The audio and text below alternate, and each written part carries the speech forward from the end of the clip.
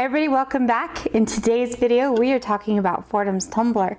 This is a little different than the tumblers I've ever used before. We've got some fun features on it. Let's go check it out right now. One of the first things you might notice is that it's going to stand a little differently than other rotary tumblers. Another feature that I really like is the clear barrel. Makes it easy for me to see what's in there. Also notice that there's a display up here that has a lot of different options.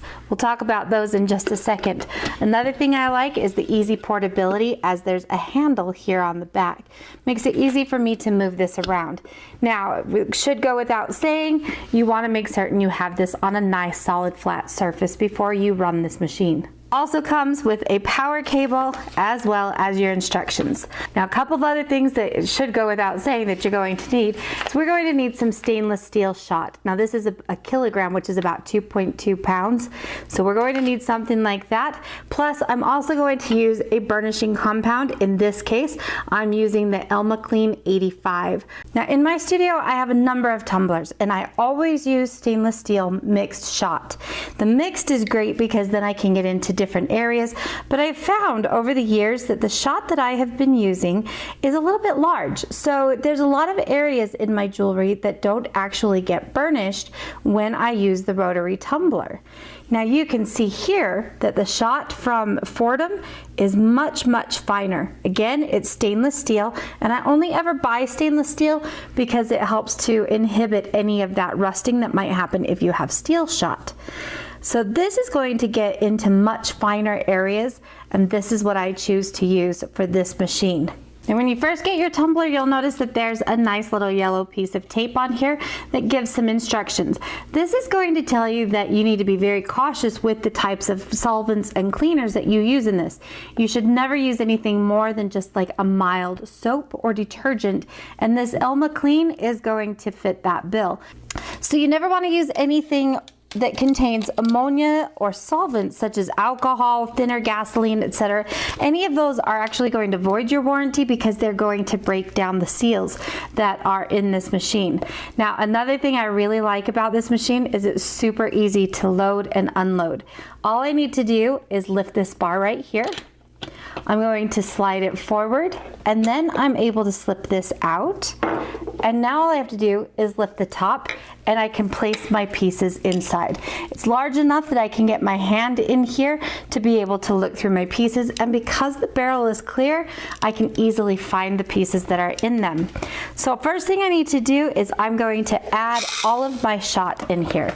Now this machine, you really don't want to overload it, but you also don't want to underload this. You'll notice that it doesn't fill up very much on this, and when it comes time to adding my pieces, I want to make certain that I've got a pretty decent ratio. I filled the tumbler with a kilogram, which is 2.2 pounds of my stainless steel tumbler media, but when it comes to adding my work pieces, I can only add just under half a pound. 0.44 pounds is what they suggest, or 0.2 kilograms. Once I have that, I'm just going to add ever so little bit of my Elma Clean, and I'm going to fill it up with water to about the halfway point, which is halfway in between this rubber seal. Here I have 4 different rings that I've made just for this purpose. I have gone through like the soldering process, and before that I did some pre-cleanup on these, but that's it. So these are right out of the pickle, so you'll notice that they kind of have that soft matte white finish on these, and when I put them into the tumbler and run this, it's going to burnish them and give me a much higher shine. I've already loaded the shot into the barrel, so all I need to do now is place my pieces.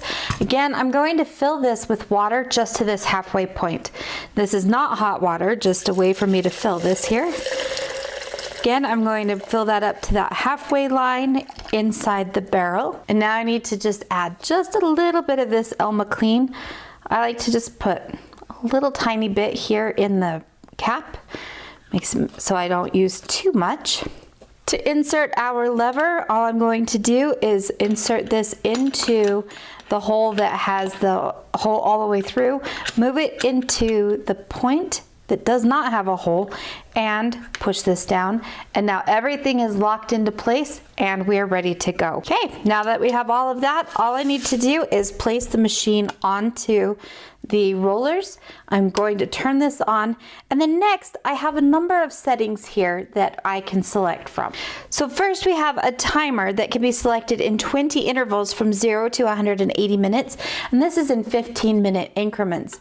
So if I push through this, you can see that it will go through all of these different settings at 15 minutes, and then to get back I just would cycle through all of that. We also have the ability to go faster or slower. Now there are 20 settings from 5% to 100%. Softer, thinner pieces should be run at a little slower speed. So that's going to be what I have in here. I've got those rings, they're sterling silver, so I'm going to run those at a slower speed. Because the rotation, it varies depending on the work pieces and the media solution. The barrel is not measured in RPMs, so that's why we've got that 5% to 100%. Then the other thing that's kind of cool, and this is where this is really different, is that I have a rotation change. So I can make this go forward and then I can make it go backwards. Now it's automatically going to swap directions as it goes through some of these programs, and that's going to make it so that your piece actually gets a little bit more coverage. The changing in this direction of rotation is going to produce a better finish and more even results. Now again, they can be set from 0 to 20 minutes, 0 giving constant one direction rotation, and then 1 to 20 gives an alternating direction with the number selected indicating that number of minutes in between intervals. So another really cool operation on here is the memory. So let's say there's something that you're doing all of the time and you like the finish that it's getting, you can set up a memory on this. Now the manual has step-by-step instructions that you can follow to set up your memory. Now when I very first start this without changing any of my settings on here, you'll notice that what it's going to do is go very fast. Now in my case, that is not ideal here because you can hear it's actually just throwing things at the side and I'm not really getting any good burnishing effect.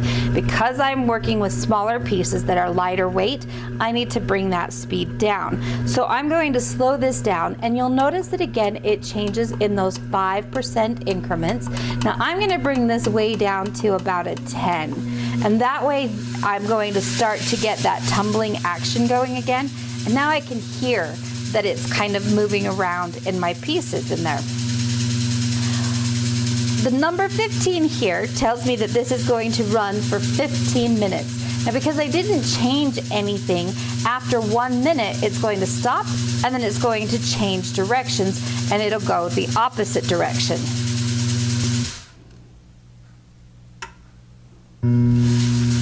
And now we'll do that for 1 more minute, and then it will continue to alternate for that 15-minute cycle. Once it's finished, we'll take it off the base, open it back up, and like I said, it's really not that difficult to get in here. Of course, we do have to deal with some of the soap. So I have a paper towel here, and I can easily find my pieces because I can actually see them. And there are the 4 rings, all beautifully burnished and just about ready to set. Now I could leave these in for longer. Some people think that this is going to work hardened, but it's really not.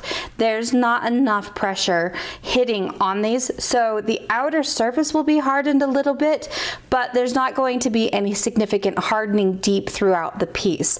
So these could still be easily soft. So in my case of a ring, a sterling silver ring, I'm going to put these back on a ring mandrel and hit them with a nylon mallet to give them a little bit more strength, and then I'm ready to go. When it comes to storing the shot, you can store it in this barrel and it can be left wet. I like to clean mine every now and then, so I never store it when it's dirty, but because it is stainless, it should not rust. So as you can see, this is a little bit different type of a rotary tumbler. At least they're different than the machines that I've ever had in my studio, and I've had a number of them. Again, I really like the fact that it has that plastic barrel. I'm not going to be worried about the rubber from those rubber black ones wearing down or degrading and then getting all over my pieces, because that is definitely a problem I have had in the past. I also really like the fact that I can see this. I can see where my pieces are as I'm trying to fish them out. I don't just have to dump the whole thing like I've always had to do before. Now, it should go without saying, anytime your tumbler media or the water that's in there is dirty, you need to go ahead and empty that out. Clean off your shot, but that's simply done by putting it into a really fine mesh strainer and rinsing it off with water. Then I can put it right back in my tumbler, add my burnishing compound, and I'm ready to get going once again. So this is definitely a tool I would highly suggest that you look into if you happen to be looking for a tumbler. Now, you should also note that this is not going to polish your piece. Polishing and burnishing are two very different techniques. This is a burnishing technique. Basically, we have little hammers hitting our metal, and that's what is giving us that brighter finish that we think of as polished. But again, it truly is not polishing, but rather burnishing. If you guys like this video series, make sure you subscribe, give me a thumbs up, and ring that bell. Mark that you want all notifications so that you don't miss any of the next videos. We'll talk to you guys soon.